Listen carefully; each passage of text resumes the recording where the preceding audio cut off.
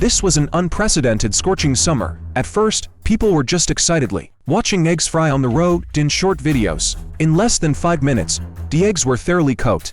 Then, air conditioners across the city began failing en masse. The external units overheated and stopped working. Those who had been lounging in AC, scrolling through videos for fun, no longer found it amusing. Hospitals were overcrowded, and some who died outdoors were even baked into mummies. This wasn't a movie. It was the real arrival of a high-temperature apocalypse that day. Both the internet and electricity became unusable. Without AC, the basement grew hotter and hotter. We had a backup solar generator at home, but I didn't know how to use it. It's in that room on the rooftop. Your dad can fix it. Don't forget, I built my career on this, Dad said, patting my shoulder. I wanted to stop him, but he cut me off. No electricity means no AC. How do we survive this heat otherwise? His expression was grave. I fell silent. He was right. But what if we ran into danger outside? Eventually, at my insistence, my boyfriend and I accompanied Dad upstairs. We moved quickly, opening the rooftop door. I held the toolbox while Dad worked. It took him a while to finish. I'd even brought a lock. After closing the door, I secured it to ensure no one could enter. Then, a loud crash echoed from downstairs. We peered over the rooftop's edge. A group of strangers had appeared, violently ramming our door. A woman led them. She saw us. I grabbed my boyfriend and Dad, urging them downstairs. Tears blurred my vision. But we couldn't stop. If they caught us, the consequences would be unthinkable.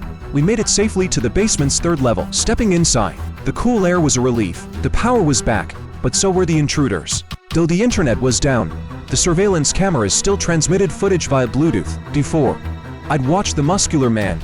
Now, I observed the vicious woman. They didn't stay long above ground. First, because our place was too hot to live in. And second, because there were no supplies left.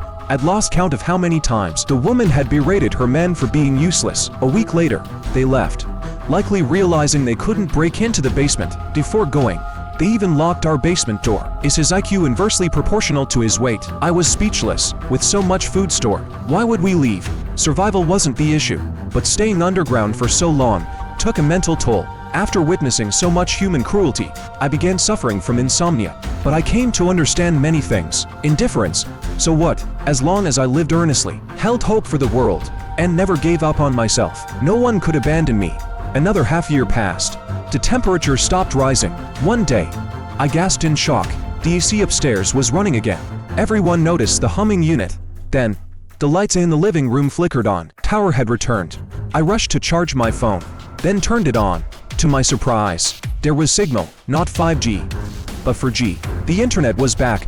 My first move was opening Weibo to check for official updates. Sure enough, there was a new announcement. We deeply apologize for the delayed communication. The high-temperature apocalypse has arrived. We've expedited production of heat-resistant suits and restored power lines in some regions. Efforts to rebuild the grid are ongoing. Please trust your nation. We will not abandon a single survivor. Only a few dozen comments appeared below. Were these the only survivors, or was Tower still out elsewhere? Days passed steadily. Temperatures stabilized.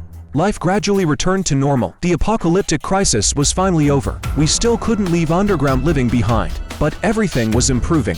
Hope filled our lives. Could some lights return be far behind?